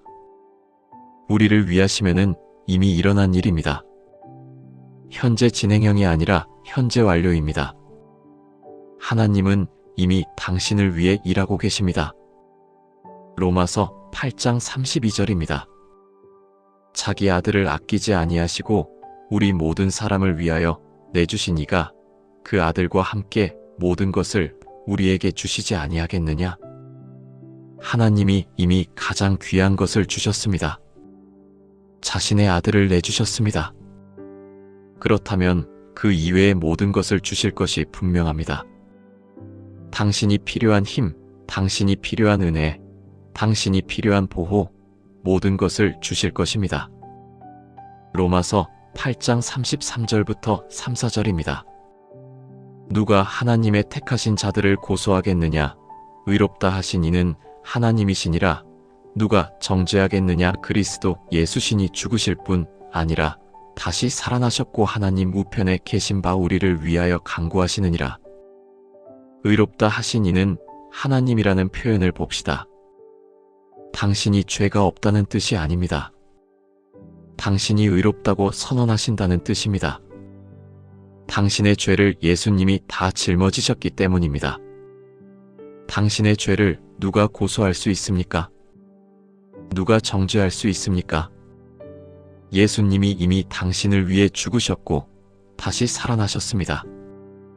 그리고 지금도 하나님 우편에서 당신을 위해 중보하고 계십니다.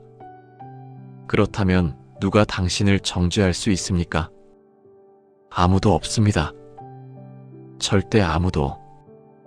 로마서 8장 35절부터 36절입니다. 누가 우리를 그리스도의 사랑에서 끊겠느냐? 환난이냐? 공고함이냐? 핍박이냐? 기근이냐? 적신이냐? 위험이냐? 칼이냐? 당신의 신앙이 흔들릴 수 있는 모든 것들을 나열합니다. 환난, 공고함, 핍박, 기근, 위험. 이 모든 것들이 당신을 그리스도의 사랑에서 끊을 수 있습니까? 절대 아닙니다. 로마서 8장 37절부터 39절입니다. 그러나 이 모든 것에서 우리를 사랑하시는 분으로 말미암아 우리가 넉넉히 이기느니라. 내가 확신하노니 사망이나 생명이나 천사들이나 권세자들이나 현재 것이나 장래 것이나 높음이나 깊음이나 다른 어떤 피조물이라도 우리 주 예수 그리스도 안에서 우리를 끊을 수 없으리라. 넉넉히 이기느니라라는 표현을 봅시다. 이것은 단순한 승리가 아닙니다. 넉넉히라는 말은 풍부하게, 여유있게라는 뜻입니다. 당신이 겨우 이기는 것이 아니라 여유있게 이기는 것입니다. 당신이 힘겨워 이기는 것이 아니라 능히 이기는 것입니다. 왜냐하면 당신 혼자 이기는 것이 아니기 때문입니다. 예수 그리스도 안에서 이기는 것입니다. 그리고 그 이길 수 없는 힘은 이미 당신 안에 있습니다. 로마서 8장 10절을 봅시다. 그리스도께서 너희 안에 계시면 몸은 죄로 말미암아 죽은 것이나 영은 의로 말미암아 살아있는 것이니라. 그리스도가 당신 안에 계십니다. 이것은 당신의 감정이 아닙니다. 이것은 객관적 사실입니다. 당신이 예수님을 믿는 순간 당신 안에는 부활하신 주님의 생명이 임합니다. 그리고 그 생명의 능력은 죄를 이길 수 있는 능력입니다. 따라서 당신은 결코 패배자가 아닙니다. 당신은 이미 승리자입니다. 제가 만난 한 어머니의 이야기를 들려드리겠습니다. 54세의 이 어머니는 30년을 중립의 삶으로 살았습니다. 교회를 다녔지만 진심이 없었습니다. 주일은 경건하고 평일은 욕심으로 가득했습니다. 그러던 어느 날 갑자기 남편이 뇌졸중으로 쓰러졌습니다. 병원에 실려갔을 때 의사는 말했습니다. 회복의 가능성이 낮습니다. 식물인간 상태가 될 가능성이 높습니다. 어머니는 절망했습니다. 하나님, 왜 저를 이렇게 하십니까? 자신의 중립적 신앙이 정죄처럼 느껴졌습니다. 내가 진심으로 기도하지 않았으니까 이 일이 일어난 걸까? 내가 하나님을 진정으로 따르지 않았으니까. 병원에서의 며칠은 지옥과 같았습니다. 그러던 중 담당 목사님이 병문안을 오셨습니다. 목사님은 그녀의 얼굴을 보고 물었습니다. 자매님, 지금 누구를 믿고 계세요? 당신의 능력을 믿고 계세요? 아니면 예수님을 믿고 계세요? 어머니는 우는 목소리로 대답했습니다. 목사님, 저는 이 상황을 감당할 능력이 없습니다. 목사님이 말했습니다. 맞습니다. 자매님에게 능력이 없다는 것을 깨달으셨다면 이제 예수님의 능력을 믿으시기 바랍니다. 로마서 8장을 보세요. 누가 우리를 대적하리요? 우리를 사랑하시는 분으로 말미암아 우리가 넉넉히 이기느니라고 했습니다. 당신의 남편은 당신의 기도의 정성이 아니라 예수님의 사랑 안에서 보호받습니다. 그 말씀이 어머니를 깨웠습니다. 처음으로 그녀는 자신의 무능을 받아들였습니다. 그리고 처음으로 예수님께 온전히 의존하기로 결단했습니다. 주님, 저는 할 수 없습니다. 하지만 당신은 하실 수 있습니다. 당신이 남편을 책임져 주세요. 그 기도는 이전의 기도와 달랐습니다. 이전의 기도는 내가 기도의 정성을 보여야 하나님이 응답하신다는 전제에 있었습니다. 이제의 기도는 내가 할 수 없어도 예수님이 하신다는 신뢰에 있었습니다. 남편은 회복되었습니다. 완전한 회복은 아니었습니다. 3개월의 재활 과정이 필요했습니다. 하지만 의사들도 놀랄 정도의 회복이었습니다. 기적이라고 할 만한 회복이네요. 의사의 말이었습니다. 하지만 더 큰 변화는 어머니 자신이었습니다. 남편을 간호하는 동안 어머니는 진정한 신자가 되었습니다. 더 이상 일요일 신자가 아니었습니다. 더 이상 중립의 신자가 아니었습니다. 그녀의 모든 시간이 기도로 가득했습니다.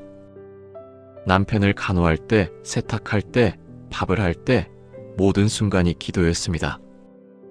주님, 감사합니다. 당신이 남편을 살리셨습니다. 주님, 감사합니다. 당신이 저를 변화시키셨습니다.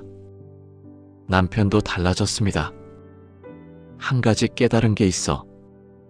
죽음 앞에서 나는 내 능력이 얼마나 무의미한지 알았어. 그리고 내가 예수님을 진심으로 믿는 모습을 봤어. 그 모습이 나에게 예수님이 누구신지 보여줬어. 나도 이제 예수님을 진심으로 따르고 싶어. 남편도 교회에 나가 예수님을 믿게 되었습니다. 2년이 지난 지금 부부는 교회에서 찬양팀에서 사역하고 있습니다. 어머니가 말했습니다. 남편이 병들었을 때 저는 그것이 저주라고 생각했어요. 하지만 그것은 축복이었어요. 그것이 저를 중립에서 벗어나게 해주었거든요. 저는 제 능력으로 남편을 살릴 수 없다는 것을 깨달았고 예수님의 능력을 경험했어요. 그리고 지금 저는 정말 행복해요. 왜냐하면 저는 더 이상 제 능력에 의존하지 않거든요. 저는 예수님의 능력에 의존하고 그 능력은 항상 넉넉하거든요. 이것이 바로 복음의 능력입니다. 이것이 바로 중립을 벗어난 신자의 삶입니다. 여러분, 당신은 아직도 불안합니까? 내가 정말 이 신앙을 지켜낼 수 있을까? 그 질문은 잘못된 질문입니다. 내가 지켜낼 수 있을까?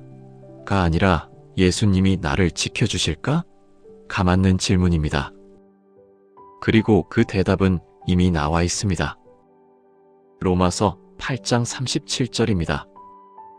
우리가 넉넉히 이기느니라. 당신은 이미 승리자입니다. 당신이 이 신앙을 지켜내는 것이 아니라 예수님이 당신을 지켜내십니다. 당신의 중립을 버리는 것이 당신의 의지력으로 이루어지는 것이 아니라 예수님의 능력으로 이루어집니다. 따라서 당신이 할 일은 간단합니다. 예수님께 이렇게 고백하십시오. 예수님, 저는 할 수 없습니다.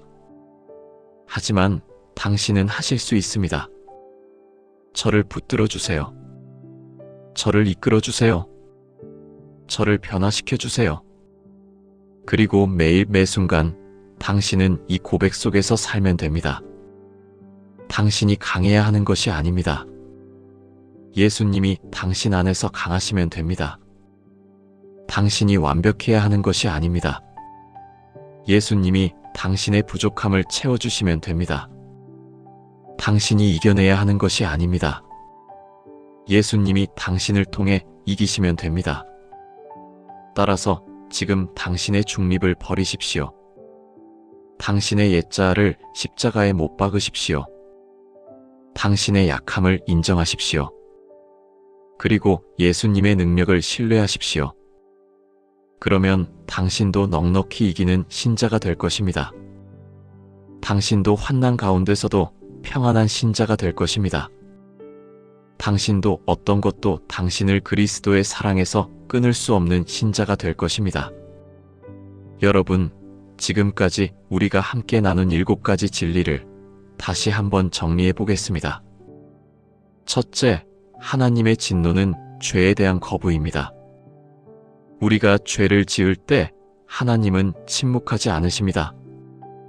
하지만 그 진노는 외적인 폭력이 아니라 우리를 내버려 두심입니다. 그것이 가장 무서운 심판입니다. 우리가 원하는 대로 살게 해주시고 욕망에 빠져 타락하게 하십니다. 따라서 당신이 해야 할 일은 하나님의 진노를 두려워하는 것이 아니라 그것이 당신을 깨우는 신호임을 알아차리는 것입니다. 둘째, 모든 입이 막혀야 합니다. 당신은 자신의 의로움으로 다른 사람을 판단할 자리에 있지 않습니다. 우리는 모두 같은 죄인이고 모두 같은 은혜가 필요합니다. 자신의 신앙으로 누군가를 짓누르는 것은 복음에 대한 거역입니다. 따라서 당신이 해야 할 일은 입을 다무는 것입니다. 판단을 멈추고 사랑하는 것입니다. 셋째, 은혜 외에 다른 길은 없습니다. 당신이 할 일이 없습니다. 당신이 충분하지 않습니다. 하지만 예수님의 십자가는 충분합니다. 당신이 해야 할 일은 더 해야 한다는 강박을 버리고 받는 것입니다. 예수님, 감사합니다라는 고백 속에서 살기 시작하는 것입니다. 넷째, 당신은 그리스도와 함께 죽고 살아야 합니다. 당신의 옛 정체성, 당신의 욕망의 주인으로서의 정체성은 십자가에서 죽었습니다. 이제 당신은 의의 종으로서의 새로운 정체성으로 살아야 합니다. 당신이 해야 할 일은 이 정체성의 변화를 받아들이고 그에 따라 사는 것입니다. 다섯째, 매 순간의 선택이 당신을 만듭니다. 육신과 영의 전쟁은 계속됩니다. 하지만 매 순간 당신은 선택할 수 있습니다. 욕망을 따를 것인가, 영을 따를 것인가, 미움을 택할 것인가, 사랑을 택할 것인가. 이 매 순간의 선택이 당신의 영혼을 형성합니다. 여섯째, 성령께서 당신의 약함을 도우십니다. 당신이 혼자가 아닙니다. 성령께서 당신을 위해 기도하시고 당신을 강하게 하시고 당신을 이끌어 주십니다. 따라서 당신이 해야 할 일은 자신의 힘을 신뢰하는 것이 아니라 성령의 도움을 구하는 것입니다. 일곱째, 누가 능히 우리를 대적하리요? 당신의 신앙을 당신의 의지력으로 지키는 것이 아닙니다. 예수님이 당신을 지키십니다. 당신이 이겨내는 것이 아니라 예수님이 당신을 통해 이기십니다. 따라서 당신이 해야 할 일은 예수님의 능력을 신뢰하는 것입니다. 우리가 넉넉히 이기는 이라는 선언을 믿는 것입니다. 여러분, 이 모든 진리가 당신을 지향하고 있습니다. 당신의 중립을 버리라는 호소입니다. 당신이 더 이상 두 마음을 품지 말라는 간청입니다. 당신이 완전히 예수님의 편으로 나오라는 사랑의 외침입니다. 혹시 당신은 여전히 중립 속에 있습니까? 혹시 당신은 여전히 영혼으로는 예수님을 따르면서 삶으로는 세상을 따르고 있습니까? 혹시 당신은 여전히 신앙과 현실을 나누고 있습니까? 만약 그렇다면 지금 당신은 선택의 순간에 있습니다. 이 영상을 본 순간이 당신의 인생의 분수령이 될 수 있습니다. 이것이 당신이 중립에서 벗어나는 시작이 될 수 있습니다. 따라서 지금 당신이 할 일을 분명하게 하겠습니다. 만약 당신이 정말로 중립을 버리고 예수님을 온전히 택하기로 결단했다면 이렇게 해보세요. 당신의 옛 정체성을 무엇이라고 하겠습니까? 나는 돈의 종이었다. 나는 욕망의 노예였다. 나는 거짓 신자였다. 나는 중립의 사람이었다. 그것을 고백하십시오. 당신의 옛 정체성을 십자가에 못 박으십시오. 주님, 저는 제 옛자를 십자가에 못 박습니다. 당신의 새로운 정체성을 받아들이십시오. 나는 의의 종이다. 나는 하나님의 자녀다. 나는 자유의 아들이다. 나는 진정한 신자다. 매 순간을 선택하기로 결단하십시오. 나는 지금부터 매 순간 선택하겠습니다. 영을 따를 것입니다. 사랑을 택할 것입니다. 예수님을 따를 것입니다. 성령의 도움을 구하십시오. 성령님, 저를 도와주세요. 저를 강하게 해주세요. 저를 변화시켜 주세요. 예수님의 승리를 신뢰하십시오. 예수님, 저는 당신을 믿습니다. 저는 당신 안에서 넉넉히 이기겠습니다. 이 모든 고백이 당신을 중립에서 해방시킬 것입니다. 이 모든 결단이 당신의 인생을 바꿀 것입니다. 그리고 이제 저는 당신을 위해 기도하겠습니다. 하나님 아버지, 오늘 이 말씀을 함께 나눌 수 있게 하심을 감사드립니다. 당신의 종들이 당신의 말씀 앞에 서서 자신의 영혼을 돌아보는 이 거룩한 시간을 축복해 주옵소서. 주님, 특별히 지금 이 영상을 보고 있는 많은 영혼들이 있습니다. 어떤 이들은 깊은 절망 가운데 있습니다. 자신의 신앙이 형식적이었음을 깨닫고 있습니다. 자신이 얼마나 오래 중립의 길을 걸었는지를 깨닫고 있습니다. 그런 영혼들에게 주님, 당신의 은혜를 베풀어 주옵소서. 그들이 절망으로 빠져들지 않도록 대신 깨달음으로 일어서도록 도와주세요. 주님, 어떤 이들은 자신의 약함으로 울고 있습니다. 나는 할 수 없다. 나는 이 신앙을 지켜낼 수 없다고 생각하고 있습니다. 그런 영혼들에게 주님, 당신의 능력이 충분하다는 것을 보여주세요. 당신이 이미 당신을 위해 하신 일들을 깨닫게 하세요. 주님, 어떤 이들은 아직도 중립의 유혹 속에 있습니다. 나는 예수님도 믿고 싶고 세상도 누리고 싶다는 양립할 수 없는 욕망을 품고 있습니다. 그런 영혼들에게 주님, 분명한 선택을 요구해 주세요. 그들이 영혼의 갈림길 앞에서 진정한 결단을 내리도록 도와주세요. 주님, 특별히 이 영상을 보고 처음으로 당신을 만나는 영혼들이 있을 것입니다. 나는 지금까지 예수님을 믿는다고 생각했지만 사실 나는 믿지 않고 있었다고 깨닫는 영혼들이 있을 것입니다. 그런 영혼들에게 주님, 진정한 회개의 기회를 주세요. 당신의 십자가로 돌아오도록 이끌어 주세요. 주님, 어떤 이들은 자신의 정체성의 변화를 경험하기 시작할 것입니다. 나는 더 이상 내 욕망의 주인이 아니다. 나는 의의 종이다라는 깨달음이 찾아올 것입니다. 그런 영혼들을 위해 주님, 새로운 정체성의 삶이 얼마나 아름다운지를 보여주세요. 그들이 그 길을 확신 가운데 걸어가도록 강하게 하세요. 주님, 또 어떤 이들은 매 순간의 선택이 얼마나 중요한지를 깨달을 것입니다. 나는 더 이상 흘러가는 대로 사는 것이 아니라 선택하며 사는 사람이다라는 자각이 있을 것입니다. 그런 영혼들을 위해 주님, 매 순간 선택할 수 있는 영적 민감함을 주세요.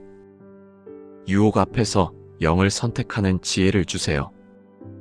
주님, 가장 중요하게는 이 모든 영혼들에게 당신의 사랑을 다시 한번 증거하게 해주세요.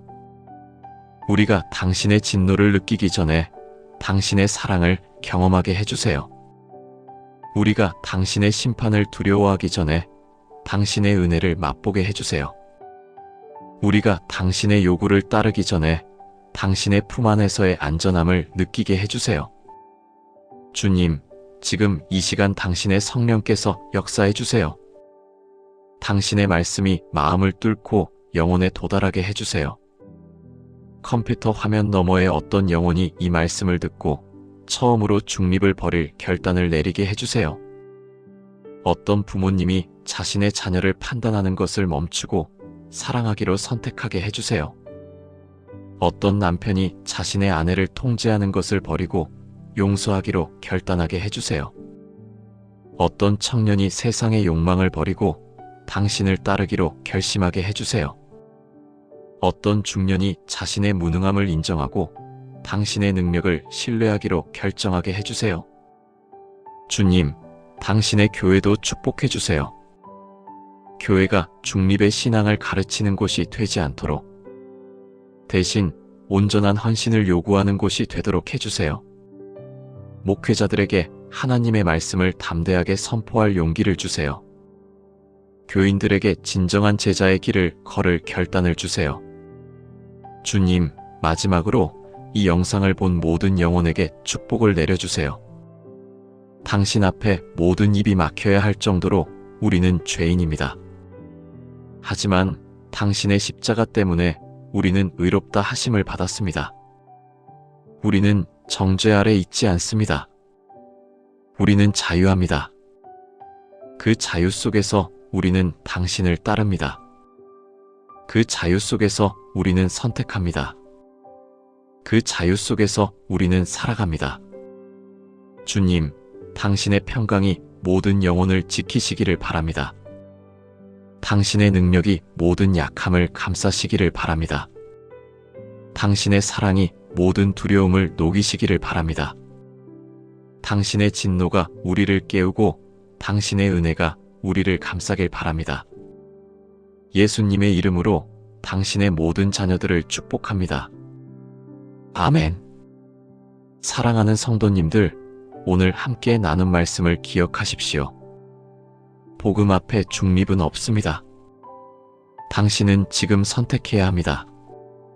당신은 지금 결단해야 합니다. 더 이상 미룰 수 없습니다. 더 이상 양립할 수 없습니다. 예수님을 따르든지 따르지 않든지 둘 중 하나입니다. 그 선택을 지금 하십시오. 그 결단을 이 순간 내리십시오. 그리고 그 선택이 당신의 모든 것을 바꿀 것입니다. 당신의 삶이 바뀔 것입니다. 당신의 가정이 바뀔 것입니다. 당신의 직장이 바뀔 것입니다. 당신의 영혼이 바뀔 것입니다. 그것은 당신의 힘으로 이루어지지 않습니다. 예수님의 능력으로 이루어집니다. 당신이 할 일은 단지 예수님을 택하는 것뿐입니다. 그럼 지금 이 순간 무릎을 꿇고 예수님께 이렇게 고백하십시오. 예수님, 저는 제 중립을 버립니다. 저는 당신을 택합니다. 제 삶의 모든 것을 당신께 맡깁니다. 저를 변화시켜 주세요. 저를 강하게 해주세요. 저를 당신의 제자로 만들어 주세요. 이 고백이 당신을 새로운 인생으로 이끌 것입니다. 감사합니다. 축복합니다. 주님의 이름으로 축복합니다. 아멘.